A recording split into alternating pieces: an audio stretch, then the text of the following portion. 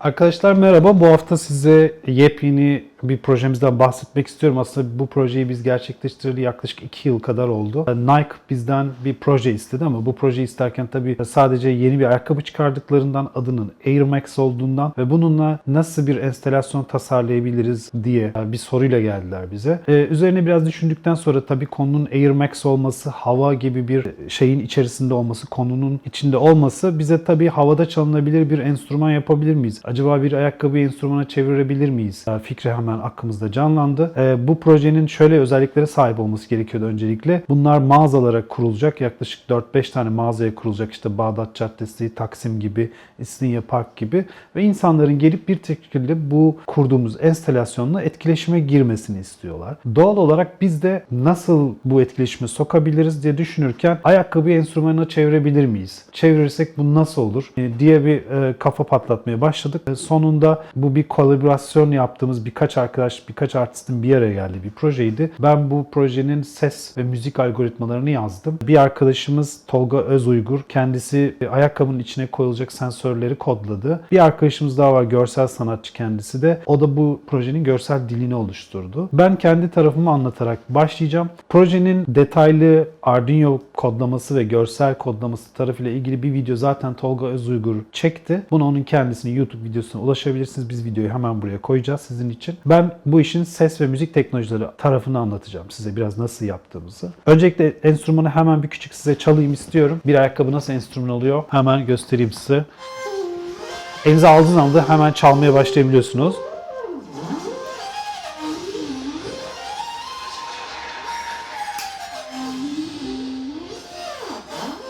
Gördüğünüz gibi aslında havada tamamen 360 3 boyutlu uzayda oynayabiliyorsunuz ayakkabıyla. Bu pozisyona getirirseniz listen to air der. Burada benim tasarladığım bir aslında müzikal scale var. Bundan bahsedeceğim nasıl çalıştığından. Gerçekten böyle çaldığınızda, deneyimlediğinizde çok ilginç sonuçlar alabiliyorsunuz bundan. Böyle sallarsanız veya tam dikerseniz. Aynı zamanda bunu bıraktıktan sonra kendisi bırakıldığını anlıyor ve bir süre sonra kapatıyor kendisini ve bekleme moduna geçiyor.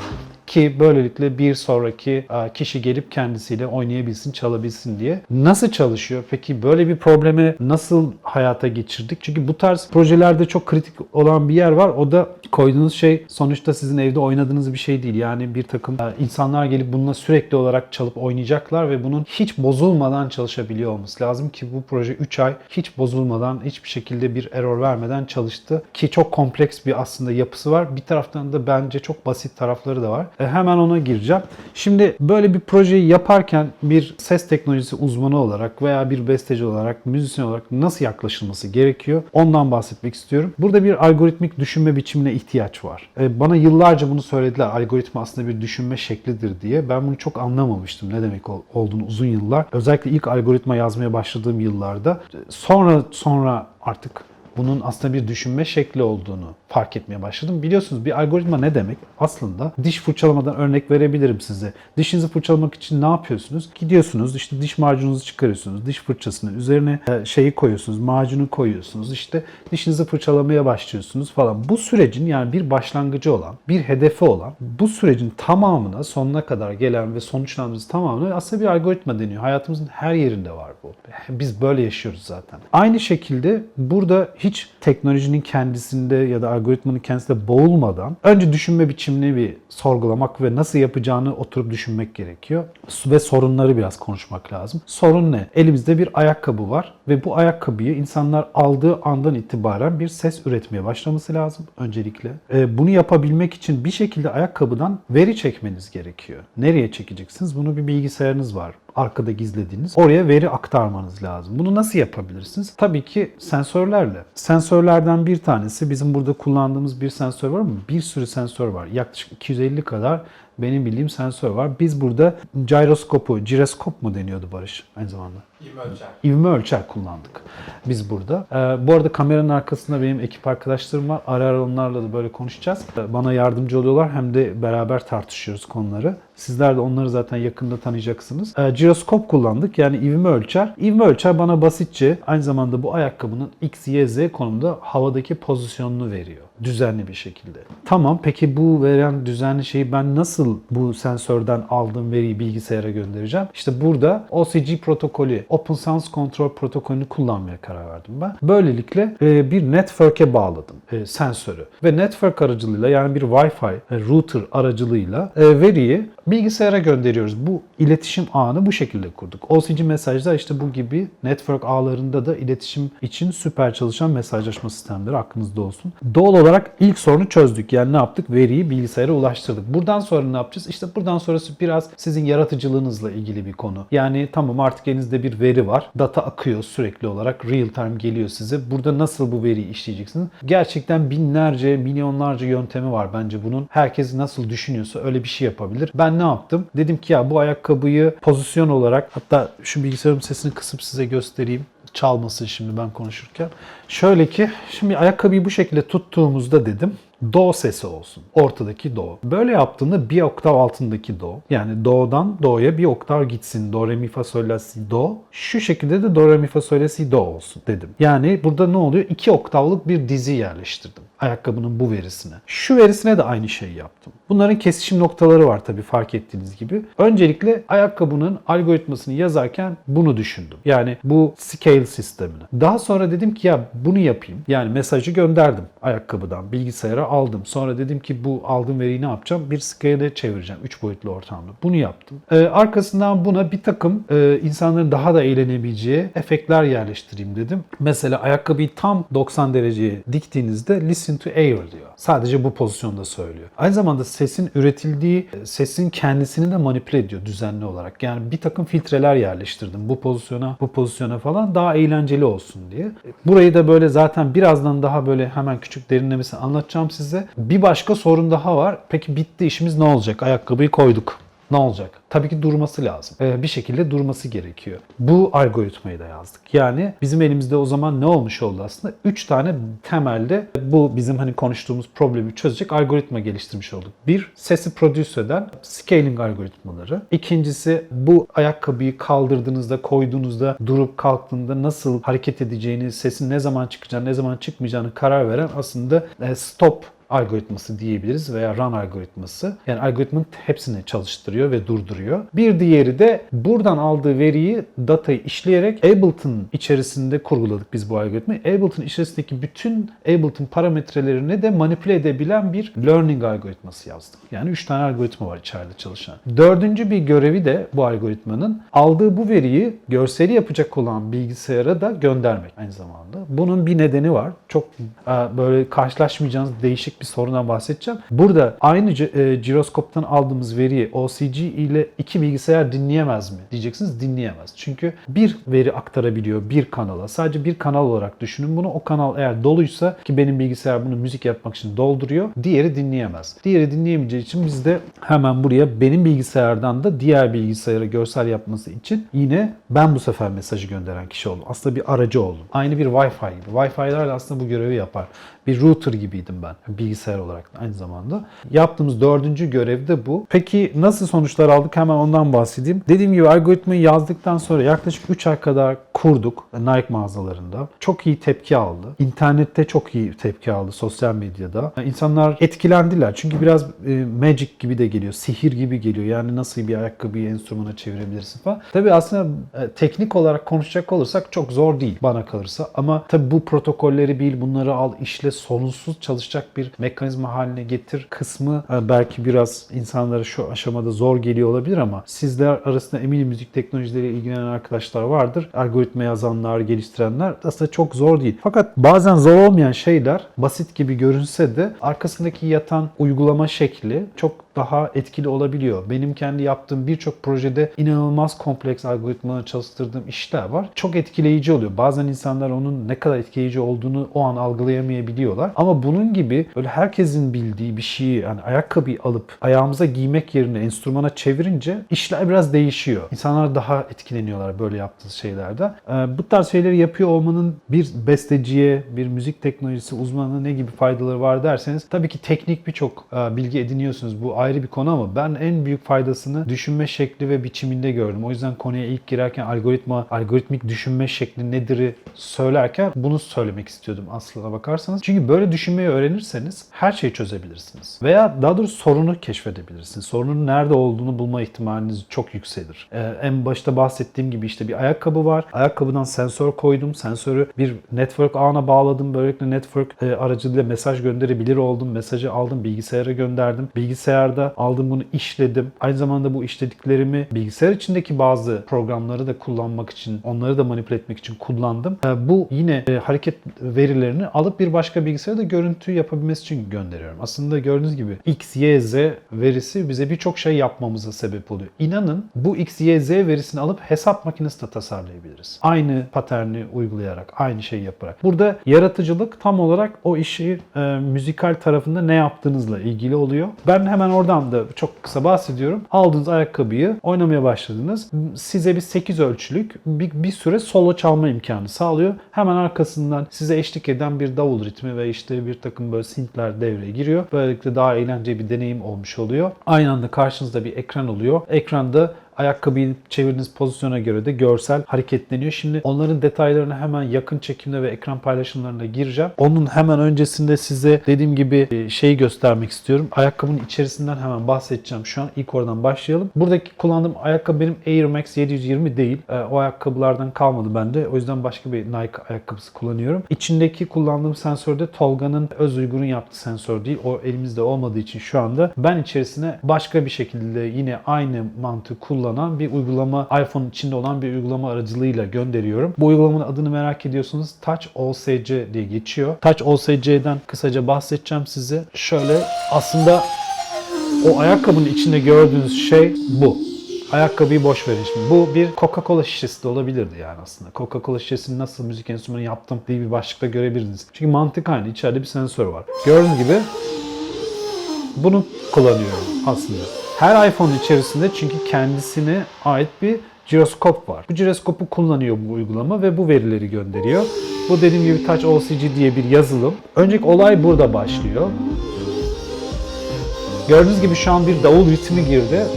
Bunlar da dediğim gibi bir 8 ölçü kadar bekliyorlar siz solo çalın diye, sonra duruyorlar. Koydum. Birazdan duracaklar. Çünkü anlıyorlar ki algoritma bakıyor, bir süre hareket yok. Hareket olmadığını fark edince kendisini kapatıyor. Süper ana denk geldi. Aynen. Şimdi size dediğim gibi yakın çekimlerle gireceğim ama şeyi de göstereyim istiyorum. Görebiliyor muyuz acaba, ama yakın bir çekimden belki deneyebiliriz. Şurayı görebiliyor muyuz yakın çekimde? Süper. Abi şöyle, şimdi şundan bahsetmek istiyorum size. Dediğim gibi burada Ableton uygulamamız var. Burada da Touch Designer'ın kendi yazılımı var. Görsel arkadaş burada çalıştı. Ben de onu kendi bilgisayarımda buldum. Gördüğünüz gibi o da aslında şurada X, Y, Z verilerini onda da görebilirsiniz hareket halinde olduğunu. Hatta görselde arkada ufak bir parçası var.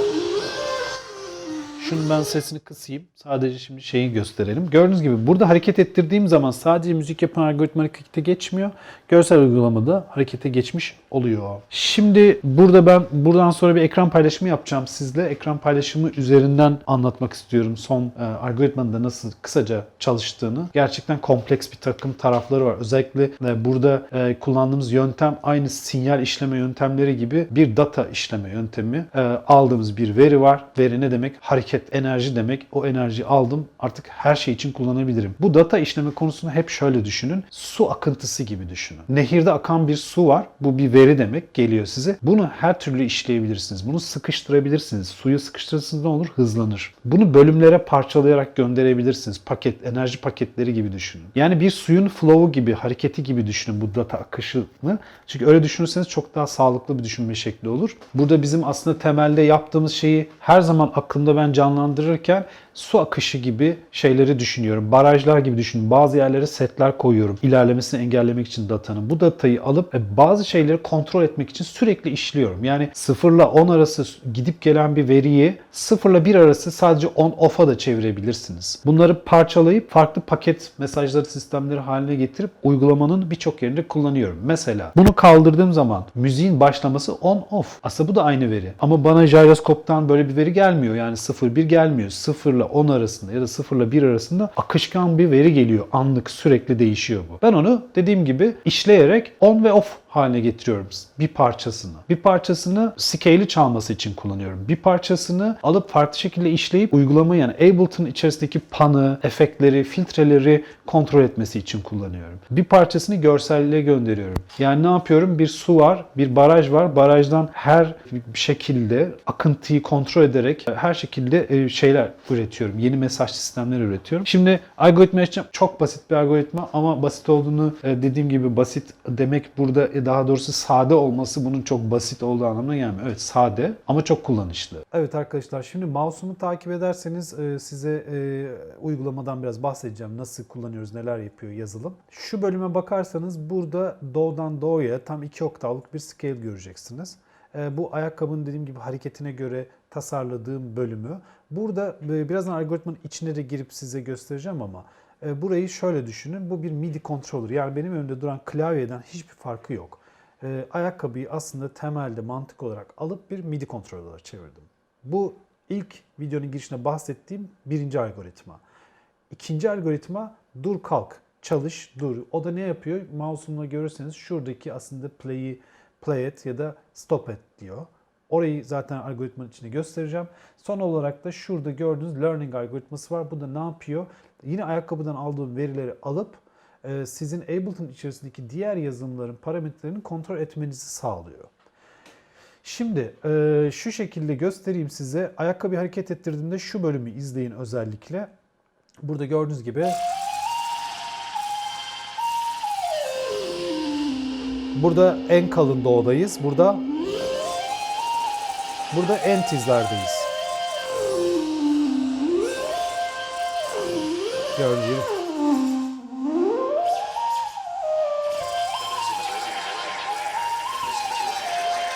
Şimdi fark ettiyseniz şu doğuya geldiğinde listen to air diyor. Yani şu.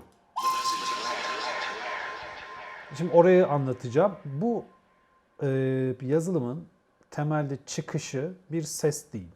Bu aslında mesajlar gönderiyor. Bu yazılımın tek yaptığı şey ayakkabıdan aldığı verileri işleyip başka verilere çevirip göndermek. Ne yapıyor? Mesela gönderdiklerinden bir tanesi bu MIDI notalar. Bu da gelip serumu, burada synthesizer'ımız bizim arkasına koyduğum serumu çalmamızı sağlıyor. Bir MIDI klavye gibi. Geliyor bunu çalıyor. Yani buraya ne koyarsanız koyun onu çalacaktır. Keman sesi de koyabilirsiniz, trompet de olur, her şeyi koyabilirsiniz. Davul da çalabilirsiniz bu şekilde. Diğer bir şekilde ne yapıyor? Yine MIDI gönderdiği için ben o MIDI'leri başka kanallara da aldım ve oralarda da yeni serum synth'ler seçip koydum onları. Ve onlar da yine içinde var. Yani birkaç layer'dan oluşuyor. Ve yine burada da bir tane var. Bu da ne? Listen to Air, duyduğunuz o Listen to Air yani tam dik pozisyonda 90 derecelik bir pozisyona geldiğinde bize bir mesaj gönderiyor. O mesajda şunu yaptırtıyor aslında basitçe. Listen to Air diyor. Bakalım.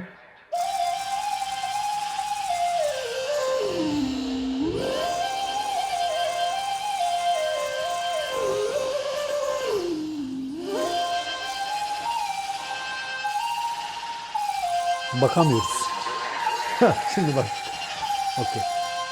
Yani biraz ulaşmak için böyle hareket ettirmeniz lazım. Ben çok hareket ettirmediğim için de şimdi en sonuncusuna söyledi. Velhasıl gördüğünüz gibi ben böyle bir düşünme şekli geliştirdim. Bu bir düşünme şekli, algoritma dediğim şey tam olarak budur. Burada da 3 kanalım daha var. Bu kanallarda da işte aslında siz hareket ettirdiğinizde 8 ölçü önden başlıyor bu kanal. Sonra gelip kiki çalmaya başlıyor. İşte snare ekliyor falan. Bu sadece deneyimi güçlendirmek için koyduğum bir şey. Son olarak şundan bahsedeyim. Kontrol mesajları ne yapıyor burada? Kontrol mesajları da şurada gördüğünüz gibi gidip mesela benim burada Bu iki tane auto filtre Ableton'ın kendi pluginlerini de şu frekanslarını kontrol etmek için kullandım mesela. Gidip learning diyorum, onları öğreniyorum. Gördüğünüz gibi. Veya mesela şurada benim kendi yazdığım bir LFO var. LFO nedir? Low Frequency Oscillator. Bu sinyali manipüle etmek için oluşan bir başka sinyal. Bizim duyamadığımız 20 Hz'in altında oluşturulmuş bir sinyal. Bu sinyal sadece sesi kontrol ediyor. İşte bir wobbling efekt yaratıyor mesela benim burada koyduğumda. Şimdi onu görün.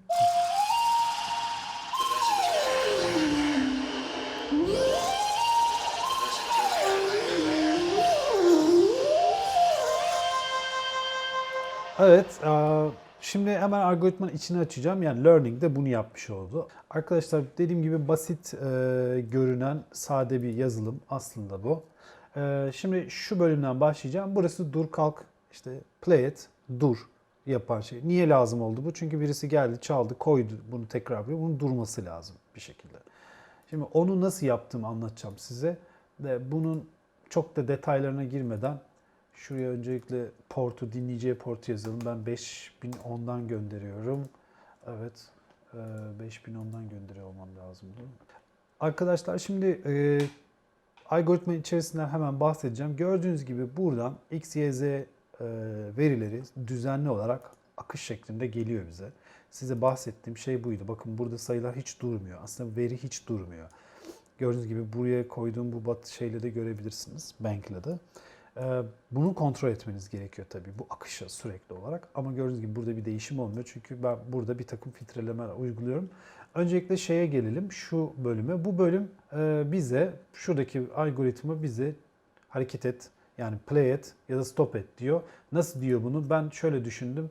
Burada gelen X konumundan veriyi ikiye böldüm. Gördüğünüz gibi bir tanesiyle diğer arasında 100 milisaniyelik bir gecikme var. Şu sayılar o milisaniyeleri gösteriyor.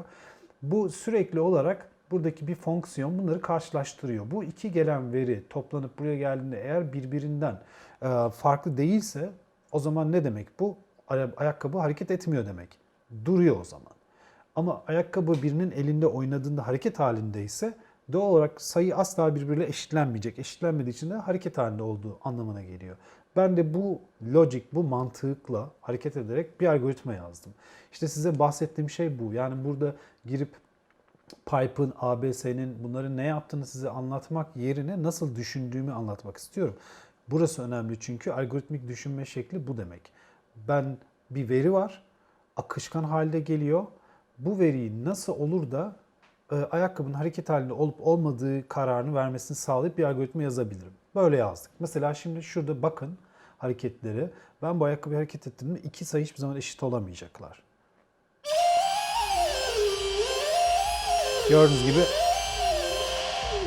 Ama bıraktığım zaman her iki sayı birbirine eşitleneceği için eşitlenip eşitlenmediğini belli bir süre içinde kontrol eden bir yazılımım var burada. Burada geliyor ve bank atıyor ve Ableton duruyor. Burası çok önemli. Hareket ettirirsem tekrar hemen eşitlik bozulacağı için ne olacak? Doğal olarak harekete geçecek. Gördüğünüz gibi Ableton, bu Ableton şurada gördüğünüz büyük X aslında on off Ableton'a giden mesaj. Yani şu anda Ableton arka tarafta çalışıyor. Şimdi durdu. 500 milisaniye boyunca iki mesajda sabitse kapatıyor. Oraya da bir şey koydum yani süre. Çünkü bu anlık olarak denk gelebilirler. O zaman ne olacak? Kapatır hemen. O olmasın diye belli bir süre boyunca iki sayı eşitse kapat yapıyorum. Buradan gelen mesajları alıp bir MIDI nota çeviriyorum. O kadar basit ki gördüğünüz gibi aslında 0 ile 1 arasında yani eksi 1 ile artı 1 arasındaki veriyi alıp scale edip demişim ki bunu öncelikle çarpmışım 10 ile ve demişim ki bu sayı eksi 10 ile artı 10 arasında bir sayıdır artık demişim. Sonra onu da alıp 60 ila 94'e scale et demişim ve bu scaling'i alıp bir MIDI controller'a çevirdim. Bakın buradan çalabiliriz. Burası yani çok basit gördüğünüz gibi. Yani bunu bir MIDI controller'a çevirmiş oldum. Çok basit bir şekilde.